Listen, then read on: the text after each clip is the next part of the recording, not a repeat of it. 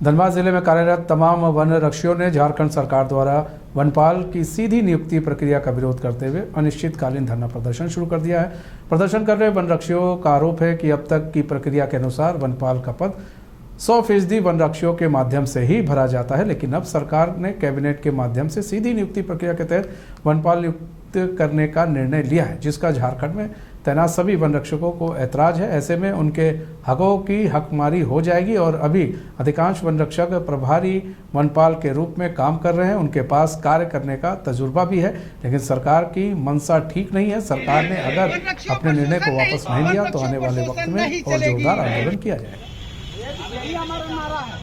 हेमंत सरकार अपने 5 साल के कार्यकाल को पूरा करने वाली है। इस बीच कई तरह की उथल पुथल भी देखने को मिली। इस बीच जो 7 अगस्त को कैबिनेट की बैठक हुई उसमें वन नियमावली में और वन रक्षियों के बहाली से संबंधित और तमाम तरह के जो बहालियां हैं खास करके वन विभाग में उससे संबंधित कुछ संशोधन किए गए हैं और उस संशोधन के खिलाफ अपने हक और अधिकार के लिए धनबाद जिले के वन रक्षियों ने आज यहां पर अनिश्चितकालीन धरना प्रदर्शन शुरू किया है। इनकी क्या कुछ मांगे हैं, इन तमाम चीज़ों से हम रूबरू होते हैं और जानते हैं कि आखिर क्या वजह रही कि इन्हें आंदोलन के लिए बाध्य होना पड़ा। सबसे पहले बताइए भैया कि किन मुद्दों को लेकर आप लोग आज से यहाँ पर आंदोलन शुरू कर रहे हैं। देखिए, अभी हाल ही में जो कैबिनेट मीटिंग हुई थी और जो पास किया गया है उसमें कुछ अलाभकारी संशोधन कर दिया गया है। हमारा ज्वाइनिंग हुआ था 2014 में जो झारखंड अवर क्षेत्र वनक्रमी जो नियमावली है उसके तहत, लेकिन क्या किया गया कि हमें जो अधिकार पहले से दिया गया है उस नियमावली में लिखित रूप से उसी से काट करके हमारा हक और अधिकार को काट करके सरकार ने आज कैबिनेट में मंजूरी दे दिया है कि हमारा जो हक था 100% वनपाल बनने का, वन रक्षियों से वनपाल बनने का, उसको काट करके इसकी सीधी भर्ती निकाली जा रही है। इसीलिए धनबाद के साथ साथ पूरे राज्यव्यापी आंदोलन किया जा रहा है, ये धरना प्रदर्शन किया। वो जो सीधी भर्ती की बहाली है उसमें आप लोगों को आरक्षण दिया गया है या नहीं? हम लोगों का 100% आरक्षण था। आरक्षण नहीं, ये वो बहाली का पद ही नहीं है।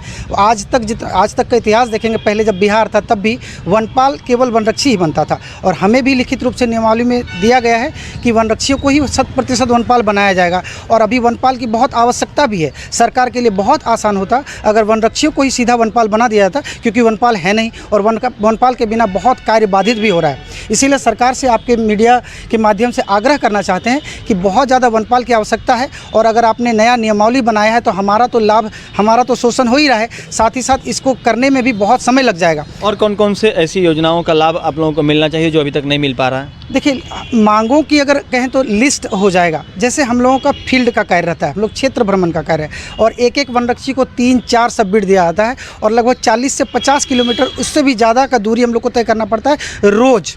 लेकिन हमें टीए नहीं दिया जाता है, हमें फील्ड भ्रमण के लिए कोई एक्स्ट्रा नहीं, हमको अपने वेतन से ही वो करना पड़ता है। तो उसमें परेशान थे ऑलरेडी, ये सब विशेषाधिकार हमको मिला नहीं।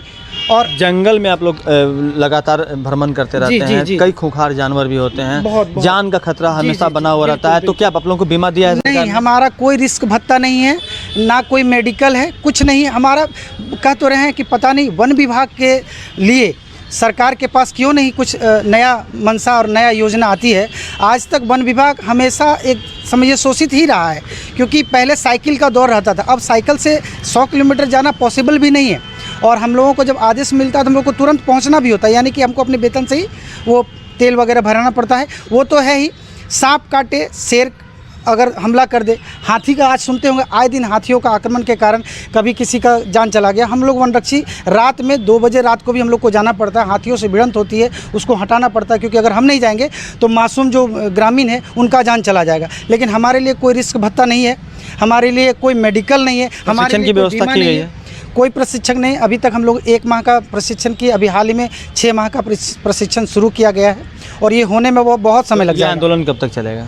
ये आंदोलन अनिश्चितकालीन है और चूँकि मैंने पहले भी बताया कि ये आंदोलन करने के लिए हम लोग बाध्य हो गए, सरकार हमें बाध्य किया है। हम लोग वर्दीधारी है, आंदोलन नहीं करना चाहते थे। आज 7 साल हो गया, पहली बार धरना प्रदर्शन अनिश्चितकालीन कर रहे हैं, क्योंकि हमारे दिए हुए हक और अधिकार को अब सरकार छीन रही है। चाह रहे हैं कि प्रधान वनपाल का जो पोस्ट है वो ना रखा जाए। हम चाहते हैं कि जो वनपाल बनाया जाए, हम वनरक्षियों के द्वारा ही बनाया जाए और हम ये नहीं चाहते हैं, सरकार ने ही लिख के दिया था कि जो भी वनपाल बनेगा वो वनरक्षियों के द्वारा ही बनाया जाएगा, ना कि वैकेंसी निकाला जाए। अपना नाम बताइए। मेरा नाम बलबीर दसवंती है। तो ये थे बलबीर हर्षवर्धन सौंधी, इनका कहना है कि सरकार ने जिस तरह से प्रधान वनपाल का एक पद सृजित कर दिया है, कैबिनेट के माध्यम से एक संशोधन लाया गया है, इसका इन लोगों का विरोध है। विरोध ये इसलिए है कि जो लोग अभी वनरक्षी हैं उन्हें ही वनपाल में उन्हें प्रोन्नति दी जाए और नए पद में किसी भी तरह की डायरेक्ट बहाली न ली जाए, ताकि जो वनरक्षी फिलहाल यहाँ पर कार्यरत हैं उनके हकों की हकमारी नहीं हो। और सरकार अगर इस तरह के कुछ